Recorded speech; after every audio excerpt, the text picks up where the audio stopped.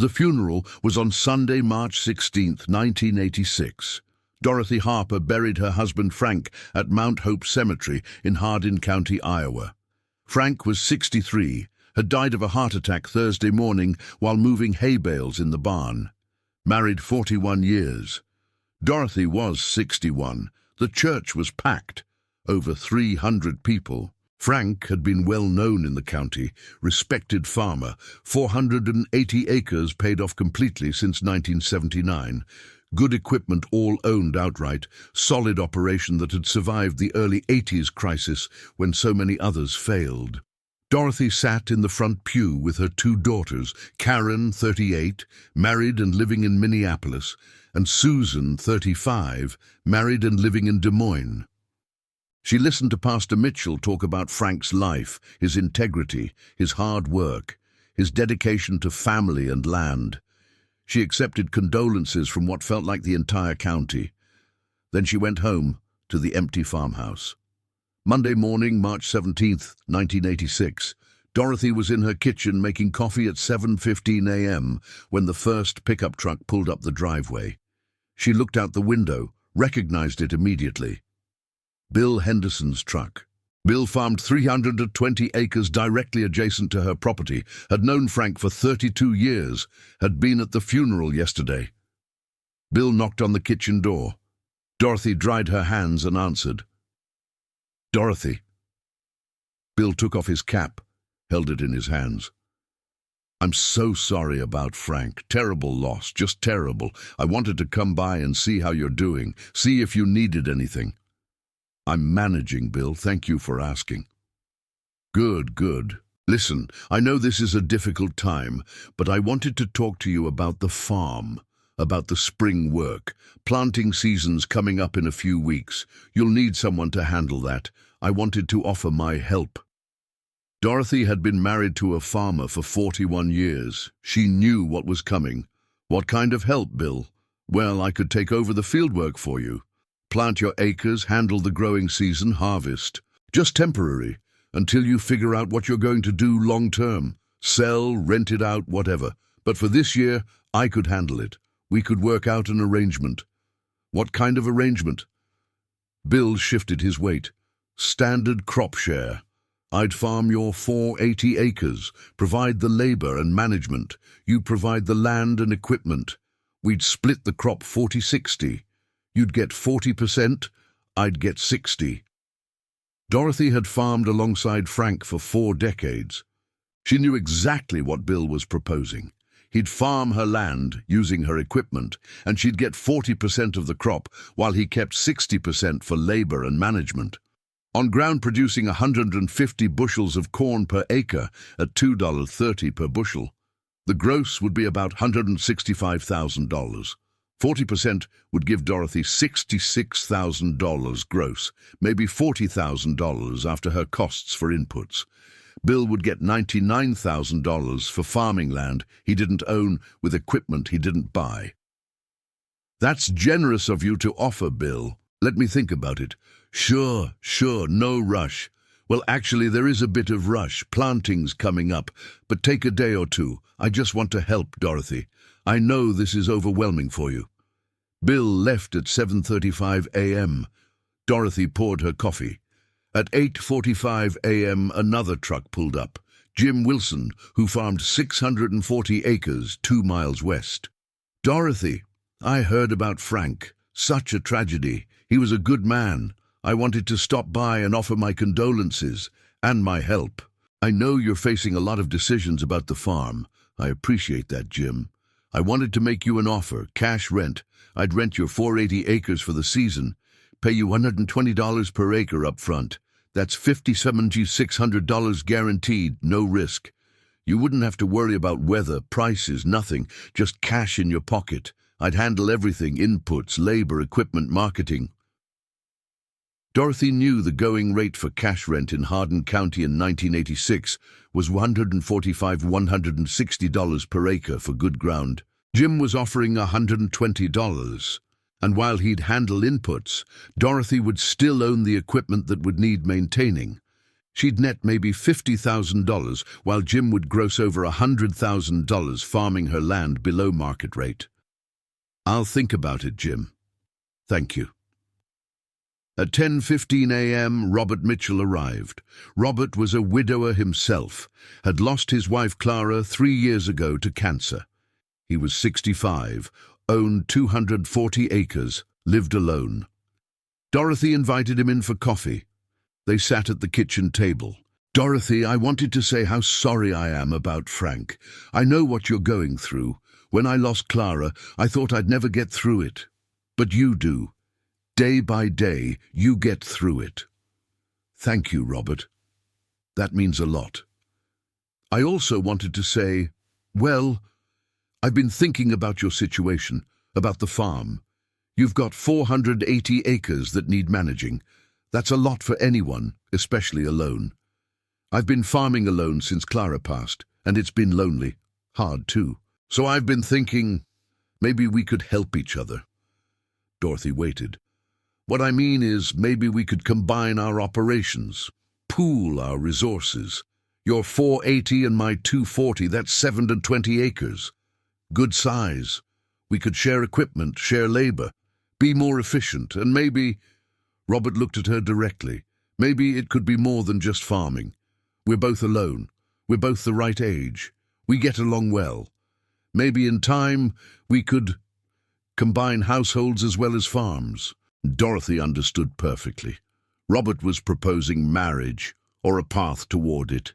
Combine the farms, combine their lives, solve both their problems.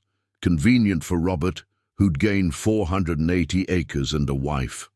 Less clear how it solved Dorothy's problems, since she'd be expected to hand over decision-making to the man. "Robert, I appreciate you thinking of me, but Frank's been gone 4 days. I'm not ready to think about anything like that." Of course. Too soon, I understand. Just wanted you to know the option is there. When you're ready, I'm here." By noon, 6 more men had stopped by Dorothy's house, each with a different proposal. Tom Peterson, who owned the implement dealership in Ackley, offered to buy her out entirely. $825 per acre for all 480 acres, $396,000 total. Dorothy knew land in Hardin County was selling for $150 per acre in March 1986. Tom was offering 72% of market value, taking advantage of her husband's death to acquire land cheap. Steve Carlson, who farmed 800 acres north of Iowa Falls, offered a crop share arrangement where he'd farm the ground. They'd split all costs and all profits 50-50. Sounded fair until Dorothy realized he'd control all decisions: which seed to buy, which fertilizer, which dealer to use, which elevator to sell to. He'd have incentive to inflate costs through dealers who gave him kickbacks, minimize reportable profits, and end up with the better deal, while Dorothy bore half the risk. Dan Morrison, who ran an agricultural consulting business, offered to manage the farm for her. He'd make all decisions, coordinate all activities, handle all marketing. Fee, $60,000 per year, plus 10% of gross revenue. For a farm grossing maybe $175,000, that meant Dorothy would pay him $77,500 annually to tell her what to do with her own land. Jeff Anderson, who'd recently expanded his own operation to 960 acres, offered to rent just her equipment. The tractors, the combine, the implements. He'd pay her $35,000 per year for equipment worth $185,000.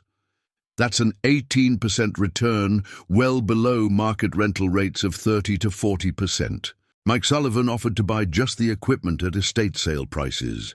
He'd take the 1977 John Deere 4430, the 1979 International 1086, the 1981 Combine, all the implements, pay her $90,000 for everything.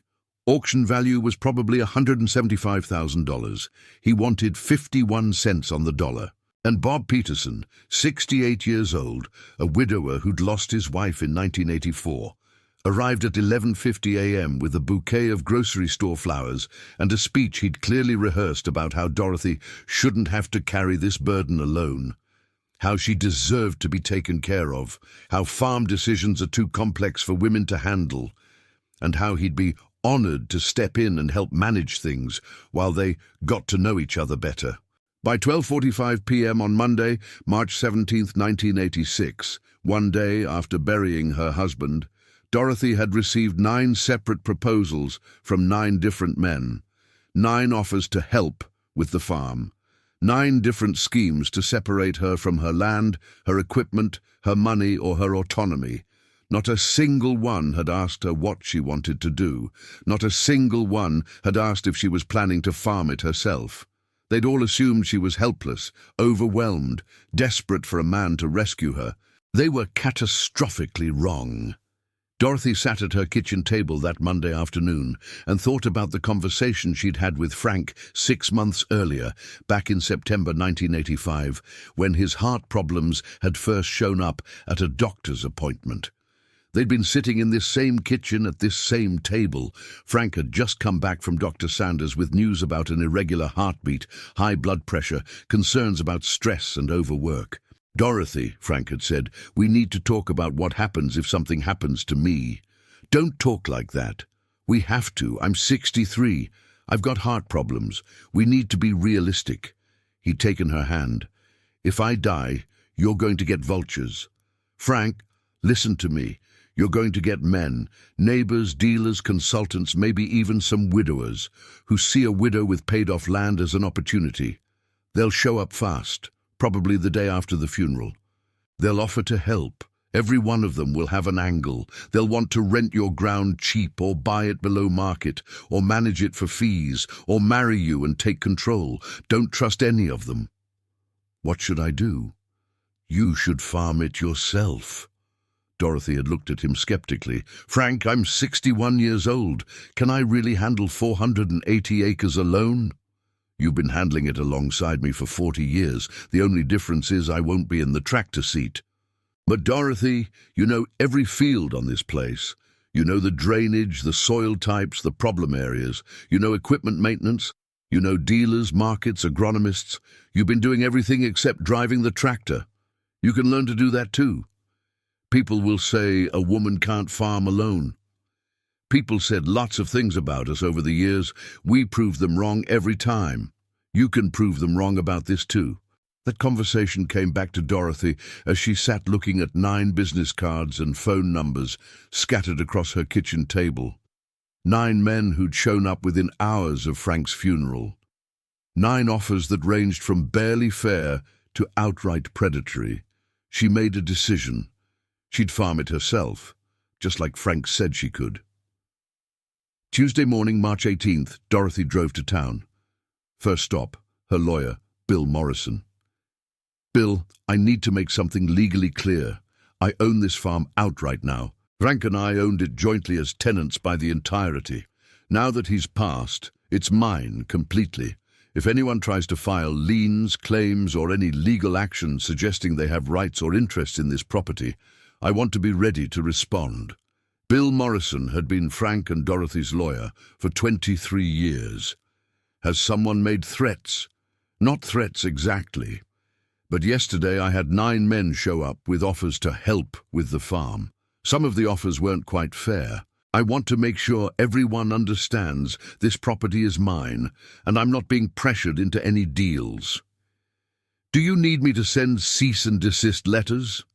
Not yet, but I want to be prepared if it comes to that. Also, I need you to review Frank's will. Make sure everything's clean. Make sure there are no complications with title transfer. Everything's straightforward. The farm transfers to you entirely. No probate issues. You have full legal control. Good. That's what I needed to know. Second stop, First National Bank. Dorothy had an appointment with loan officer Tom Stevens, Mrs. Harper. Tom stood when she entered his office. "My condolences on your loss. Frank was a good man, a valued customer." "Thank you, Tom. I'm here about operating credit for spring planting." "Of course. Given the change in circumstances, we'll need to set up a new loan structure. What did you have in mind? Same structure Frank used last year. Operating line of credit, $48,000 to cover seed, fertilizer, chemicals, paid back after harvest from crop sales. Tom shifted uncomfortably. Mrs. Harper, the bank's lending policy requires additional documentation when there's been a change in farm management. I'll need to see a detailed business plan, projected yields, expense budgets, marketing strategies, contingency plans. Dorothy felt her anger building but kept her voice level. Tom, Frank walked in here last March, asked for $50,000 operating credit, and you gave it to him with a handshake and a one-page application. I'm asking for $48,000. We've banked here for 28 years. Never missed a payment. The farm is paid off. We have $185,000 in equipment, all owned free and clear. Why do I need a business plan when Frank didn't? Tom looked uncomfortable. Bank policy has changed. Given the agricultural economy, the economy is the same as it was last year when you gave Frank $50,000 without a business plan. The only thing that's changed is Frank's not here and I'm a woman. Is that what this is about? Mrs. Harper, that's not fair. Then give me the same terms you gave Frank. They negotiated for 20 minutes. Dorothy agreed to provide yield projections and an expense budget. Tom agreed to approve the $48,000 line. Dorothy got what she needed, but with requirements Frank never faced. Third stop, the local farmers' co-op. Dorothy needed to order seed corn for spring planting. The manager, Steve Hansen, saw her coming. Mrs. Harper, I heard about Frank. Terrible loss. How are you holding up? I'm fine, Steve. I'm here to order seed for spring planting. Need enough for 480 acres. Same variety Frank ordered last year. Pioneer 3737. Steve hesitated. Are you planning to farm this yourself? All 480 acres? I am. That's ambitious. Have you thought about maybe scaling back, planting half and renting the rest? Or planting a lower maintenance crop? Soybeans maybe instead of corn? Dorothy felt her jaw tighten. Steve, Frank ordered seed for 480 acres of corn every year for the past decade. I'm ordering seed for 480 acres of corn. Can you provide that? Or should I go to Ackley? No, we can provide it. I just want to make sure you've really thought this through.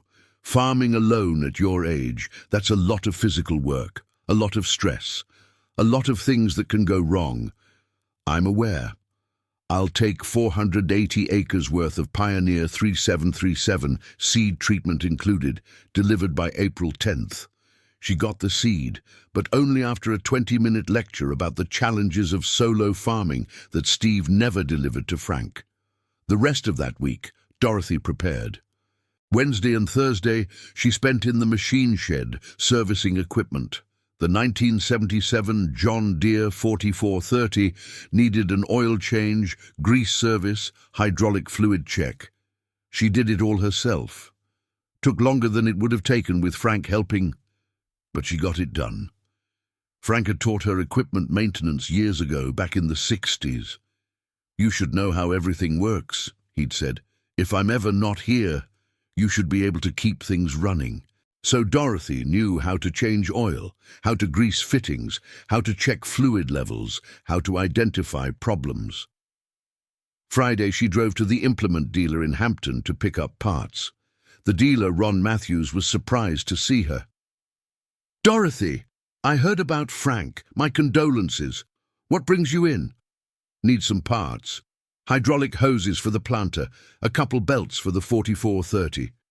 Oh. Is someone helping you with the farm? I could recommend some custom operators if you need. I'm farming it myself, Ron. Just need the parts. Ron processed the order, but couldn't resist commenting.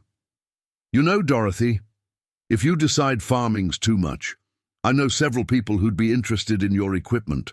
Good stuff, well maintained. You could get a fair price. Everyone wanted to help. No one thought she could do it alone. Her daughters called that weekend. Karen from Minneapolis, Saturday morning.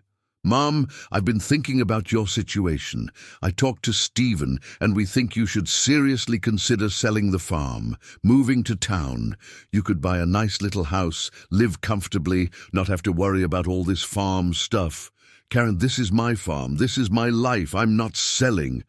But Mom, farming alone at 61, that's dangerous. What if something happens? What if the tractor tips over or you get hurt? Or what if something happens anywhere, Karen? I could slip in the bathtub in town too. I appreciate your concern, but I've made my decision. I'm farming. Susan called Sunday evening, said the same things. Both daughters meant well.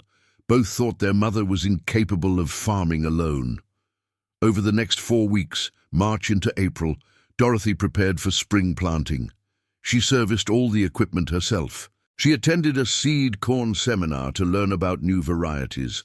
She met with her agronomist to plan fertilizer applications. She calculated budgets, checked markets, lined up grain buyers. And all 9 men who'd shown up that Monday called again, checking if she'd reconsidered, if she needed help, if she was ready to be realistic about her limitations. Bill Henderson called twice. Dorothy, offer still stands. I can plant those acres for you. It's not too late. I'm fine, Bill. Tom Peterson called to say his offer to buy her out was still on the table, but land prices might be dropping, so you should act soon. Robert Mitchell called to invite her to dinner, just as friends, to talk about the future. She told them all the same thing. No, she was farming. Late April, Dorothy started planting.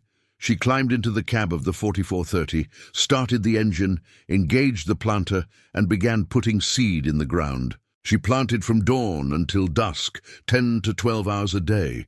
Her back ached, her shoulders hurt. She was exhausted every night. But she planted, alone. All 480 acres. It took her 3 weeks. Frank had always done it in 2. But Frank had been farming since 1943, had 43 years of experience. Dorothy was learning, getting faster each day. By the 3rd week, she was covering as much ground as Frank used to. The neighbors watched, some with respect, some with skepticism, some waiting for her to fail, ready to swoop in with low-ball offers when she couldn't handle it. May and June, Dorothy managed the growing season, scouted fields for weeds and pests, applied herbicides using the sprayer, monitored weather and soil moisture. Everything Frank had done, she did. July and August, she watched the crop develop. It looked good. By late August, she was projecting 155 bushels per acre, better than average for Hardin County. September, she prepared for harvest, serviced the combine, greased bearings, checked belts, adjusted settings. October she harvested, started October 8th, finished October 28th, 20 days of combining. Frank had usually done it in 14, but Dorothy got it done, every bushel. 74 to 400 bushels of corn from 480 acres, 155 bushel per acre average. She sold at $2.35 per bushel, gross revenue $174,840. After expenses, seed, fertilizer, chemicals, fuel, equipment maintenance, insurance, property taxes, her net was $96,200. Compare that to what she would have netted under the various help offers from that Monday in March. Bill Henderson's crop share, $42,000 net Jim Wilson's cash rent, $48,000 net Robert Mitchell's combined operation, questionable, with loss of autonomy. Tom Peterson's buyout, $396,000 one time, then nothing. Any of the other schemes, worse. By farming herself, Dorothy netted $96,200 her first year, more than double what she would have gotten from the help. The neighbors noticed. The 9 men who'd shown up that Monday in March had to watch Dorothy Harper prove them all wrong. She farmed 1987, netted $103,000. She farmed 1988, netted $88,000 in a drought year. She farmed 1989, netted $112,000. By 1990, the offers stopped coming. The men who'd assumed she couldn't handle it had backed off. Dorothy had proven herself. She farmed through the 1990s. Some years good, some years tough, but she managed. Alone. In 2001, at age 76, Dorothy started thinking about retirement. She'd been farming solo for 15 years. Her daughters were both established in their careers. Neither wanted to farm. Dorothy made the decision to sell. She listed the 480 acres in spring 2002, got multiple offers, took the best one, $2,150 per acre, from a young farmer named Mike Chen, who'd been saving for years to buy his own ground. Total sale, $1,032,000. Dorothy retired to a modest house in Iowa Falls, lived comfortably on investment income from the land sale plus Social Security. Traveled, spent time with grandchildren, volunteered at church and the Historical Society. She died in January 2024, at age 98. Her funeral was smaller than Frank's. She'd outlived most of her generation, but her daughters were there, and her grandchildren, and some of the younger farmers who knew her story. Karen gave part of the eulogy. Mom buried Dad on Sunday, March 16, 1986. By Monday morning, 9 men had shown up at her door wanting to help with the farm. Every single one had an angle. Every single one assumed a 61-year-old widow couldn't possibly handle 480 acres alone. Every single one was wrong. Karen looked out at the small crowd. Mom proved them all wrong. Farmed solo for 16 years. Sold the farm for over $1 million. Never needed their help. Never needed anyone to rescue her. She rescued herself. Died. After the funeral, one of the grandchildren asked Karen, "Did she ever remarry?" "No. She dated a little in the late 90s, but never found anyone who respected her independence enough. She always said she'd rather be alone and autonomous than partnered and controlled." The grandson thought about that. So she was alone for 38 years after Grandpa died. She was solo for 38 years, but not alone. She had her farm, her friends, her family. She had her autonomy. That was enough. She buried her husband Sunday. By Monday, 9 men showed up wanting to help with the farm. She told them all no and farmed 480 acres solo for 16 years. Made over $1 million when she sold. Never needed their help. Sometimes the widow knows exactly what she's doing. But the full story of Dorothy Harper's 16 years of solo farming and how she went from being patronized on Monday morning to being respected as one of the county's most successful farmers requires more detail. Because those 16 years weren't easy. And there were moments when Dorothy doubted herself, moments when the 9 men seemed right about her being overwhelmed. The first real test came in June 1986, 3 months into her first season. Dorothy was in the field, checking her corn, when she noticed something wrong. Patches of yellowing plants. Not uniform yellowing, random patches scattered through the field. She walked through, examined the plants, couldn't identify the problem. This was the kind of situation where Frank would have known what to do immediately.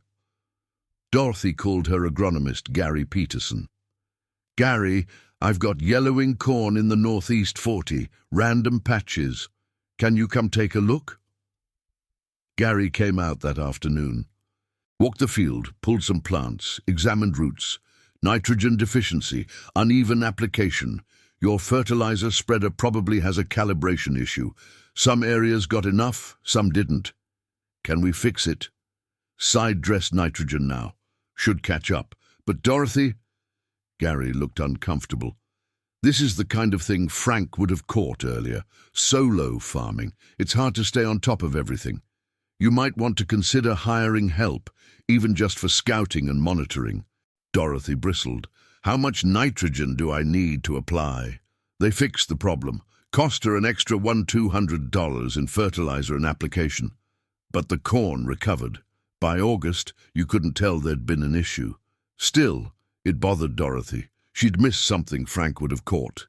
made her doubt herself, made her wonder if the 9 men had been right.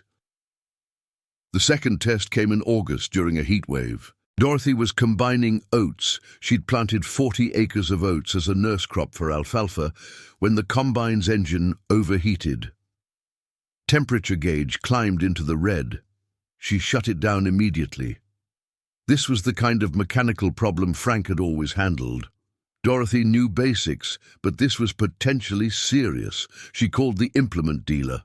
"Ron, my combine's overheating. Engine temp went critical. Shut it down before damage happened. Can you send someone out?" "I can, but service call is $125 plus parts and labor. Might be expensive. You sure you want to do that? Some farmers in your situation just trade in problem equipment, upgrade to something newer with warranty." Translation: "You're a widow. You should sell me your old equipment cheap and buy new equipment expensive. Send the mechanic, Ron." The problem was a plugged radiator. Chaff and dust had blocked airflow. The mechanic cleaned it, charged Dorothy $185 total. A problem she could have diagnosed and fixed herself if she'd thought to check the radiator. Again, she felt inadequate. Frank would have known. The men who'd offered to help would have known. Was she really capable of this? But she kept farming, kept learning, kept proving herself. The third major test came in October 1987, her second harvest season. Dorothy was combining corn when a severe thunderstorm blew in fast. Winds hit 60 millipede. She was 3 miles from home. Had to leave the combine in the field, drive the truck back through the storm. The next morning, she drove out to check the combine. Found it tipped over on its side by the wind. Thousands of dollars in potential damage. Dorothy stood there looking at the overturned combine and felt like crying. This was beyond her capability to fix. She'd need a heavy wrecker, potential major repairs, insurance claims. The men who'd said she couldn't handle solo farming seemed right in that moment, but she didn't cry.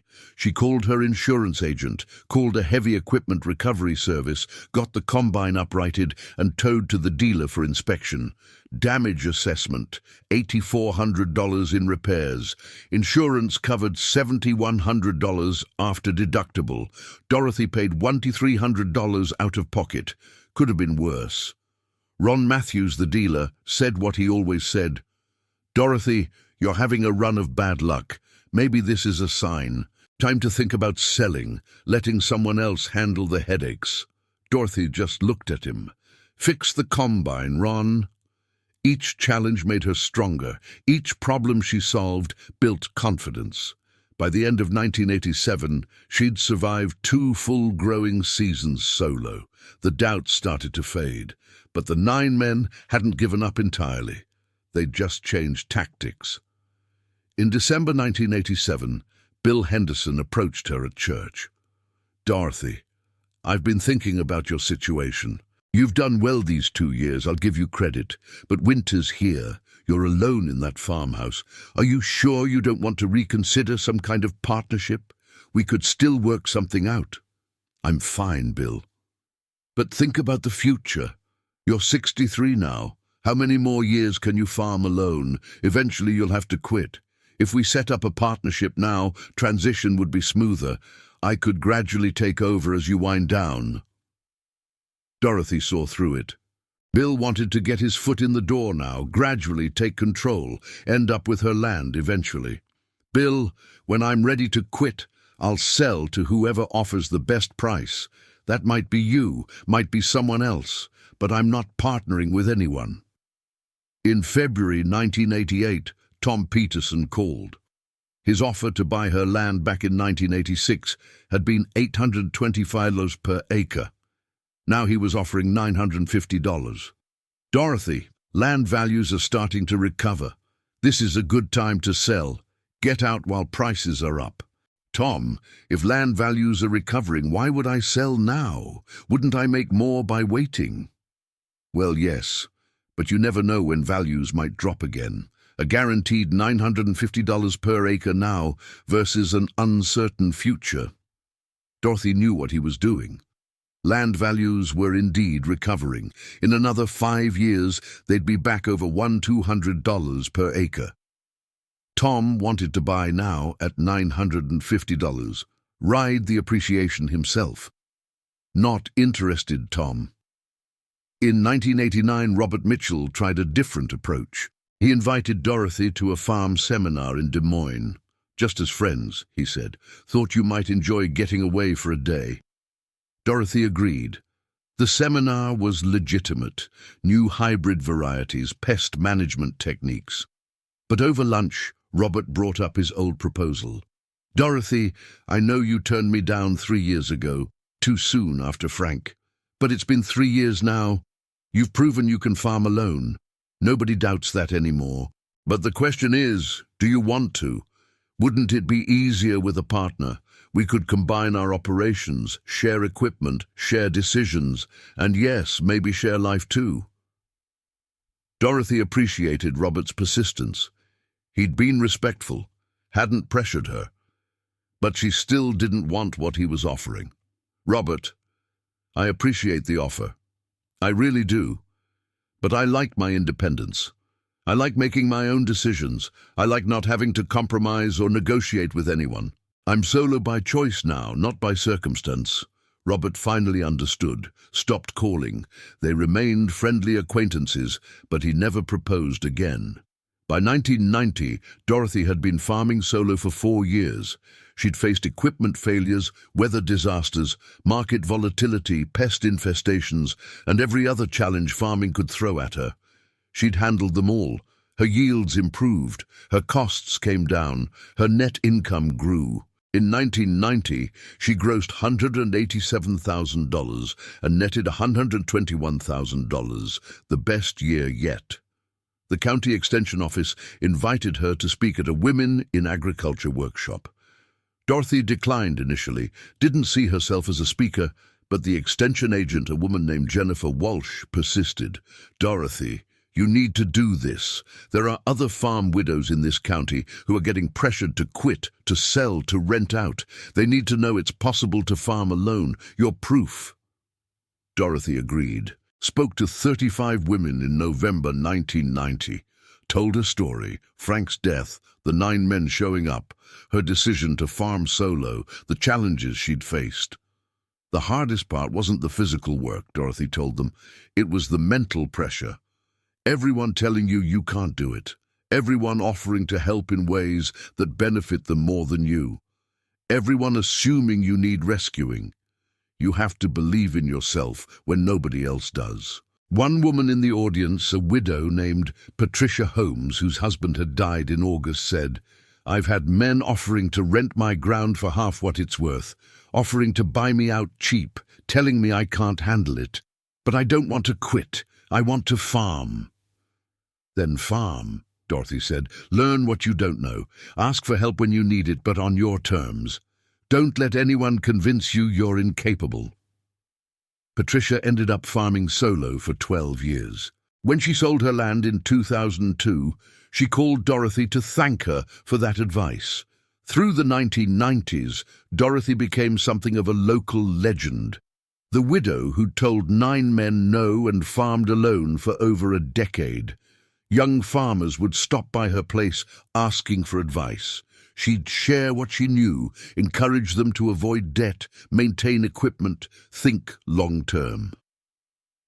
In 1995, at age 70, Dorothy had a health scare. Chest pains while doing fieldwork. Drove herself to the hospital. Turned out to be severe heartburn, not a heart attack. But it reminded her she was mortal. Her daughters flew in, both insisting it was time to retire. Mum, you're 70. You've proven your point. Nobody doubts you can farm. But maybe it's time to slow down. Sell the land, move to town, take it easy. Dorothy considered it. She was tired. The work was getting harder, but she wasn't ready to quit. Girls, I'm not retiring because of heartburn. When I'm actually unable to farm, I'll quit. But not yet. She farmed 6 more years, through 1996, 1997, 1998, 1999, 2000, 2001. In 2001, at 76, Dorothy finally admitted to herself it was time. Her knees hurt climbing into the tractor. Her back ached after a day of combining. She was slower, taking longer to do tasks that used to be quick. She made the decision to sell, listed the 480 acres in March 2002.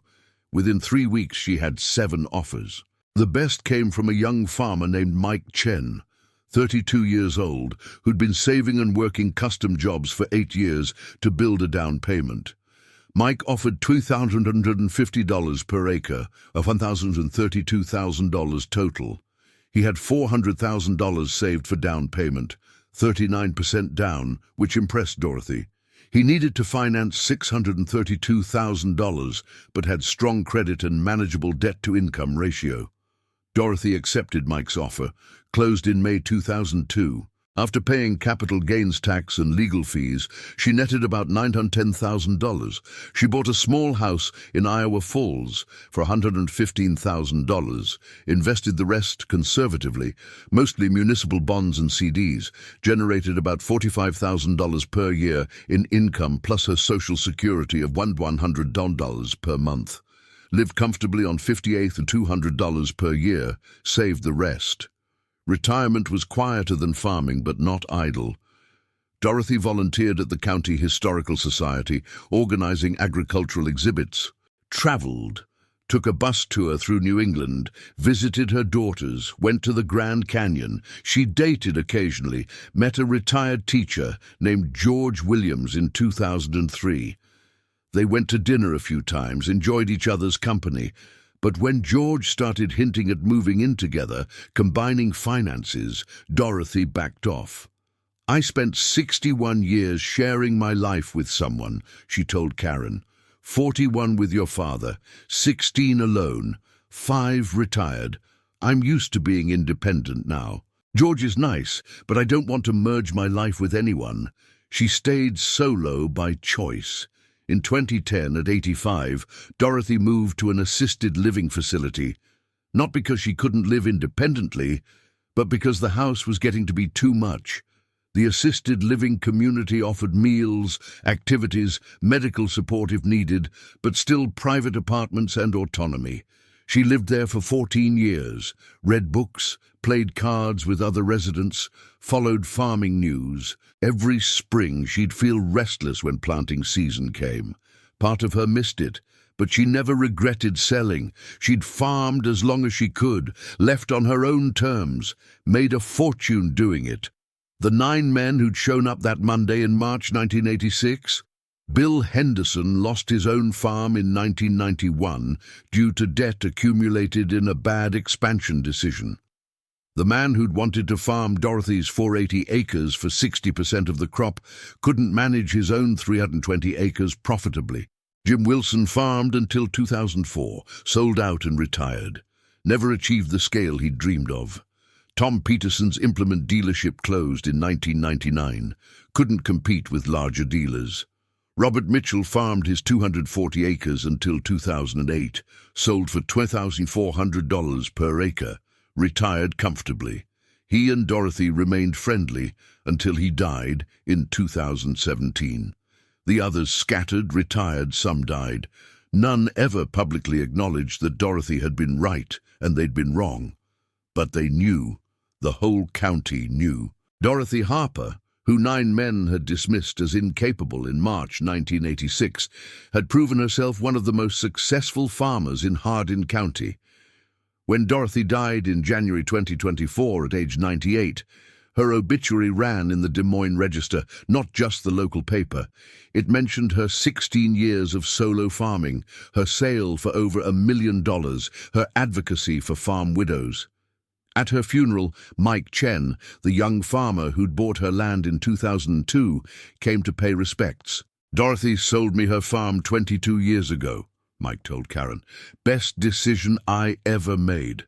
That ground is still producing, still profitable, and every spring when I plant those acres, I think about her proving everyone wrong, About her showing that assumptions about age and gender are just that, assumptions. She was an inspiration. Karen smiled. She'd appreciate you saying that. Odekun, the woman who was supposed to fail, farmed for 16 years, made over $1 million, lived to 98, and died with her autonomy intact. The 9 men who'd shown up to help that Monday in March 1986 had all been proven wrong. Sometimes the people who offer help are really offering control, and the people who refuse help are the ones who end up thriving. She buried her husband Sunday. By Monday, 9 men showed up wanting to help. She told them all no and proved she didn't need them. That's the whole story.